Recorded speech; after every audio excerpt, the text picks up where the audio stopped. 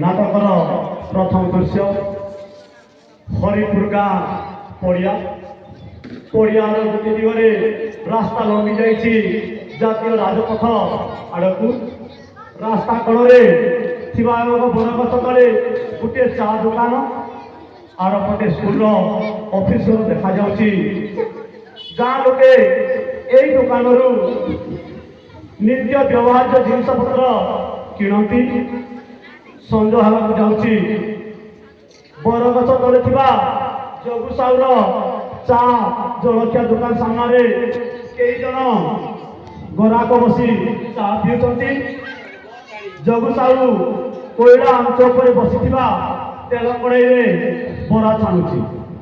दुकान बाहर बसी 12-13 वर्षर पिलाटे अईठा बासन होता ठीक से बेले जगु साहू कौन है केजानी ता मुंडरे राग एते चढ़ी जाइए से पिला पाक आसी से तागिद कर कहउथाए सही पड़ी ना कोन होला ना टिके फुटी हो और सब गोटी कर पुनी जेके चाहा मथुरा पर सरी आसलानी बाबू सारी देकी जाउची बदमाश बेटा बाबू की जाउ भावना नहीं बहर हेला जाउची खाली पटे देखा रे कोन हबो तोर बाबा बाबू को जतन दिया नहीं बस करा लागि दिबो ए झुलिका किते काम बाकी पड़िछि तू एमिति मठइले दुकान चालवा केमिति आए किलास खाली होइछि बाबू तुआ तू सही रे झुलिरे जहा को सही चुप बड़ी बड़ी कथा कहछि नहीं नहीं बाबू बस लागि बाबू मु सब काम खाइ लेबी मते आज टिके चंचल छाड़ी दे बाबू चंचल छाड़ी देबी काहे की कोन गतरे तुम लगे दिबुगी नहीं बाबू मो बापा तो बोला नहीं जानि दिना बसे जरने पड़िछि मु बोले ना कोन कि आरासी खाइबा को देबी डॉक्टर खानारू औषध आनिली मु सकाले आसिला बेले पंथा गळे सईथिला औषध ते देई पानी कोन करथिबो कि जाने हेबे तुई गोहते जर देउछु पेट तले बिना देई पाछु कंठा कोनी कोनी का खाली बड़कर पड़े मानो मानो मागणे गले तते तू बसली नहीं बाबू तुम्हें जा कहबो करबी हेला आज टिके सहला न गले पुनी गोपरे कथा जित चिना मते देखि जोई बदला करी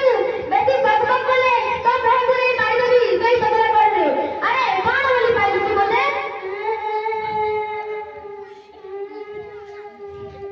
बढ़िया আছে এটা রাখতে बढ़िया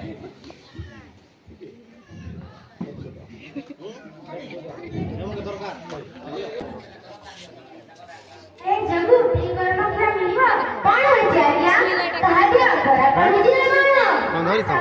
मधुबन माता पिलाटे किना अत्यंत बीमार पड़िछि ए बिचारा जमार होलाने एटी चिकित्सा चलिछि किंतु जेमिते हेले काइला बाबा को डकाए किना को बड़ा डॉक्टर कला को बतेबा कहबो सारे तमे बदलाटी रख अतरे लक्षण के हत्या को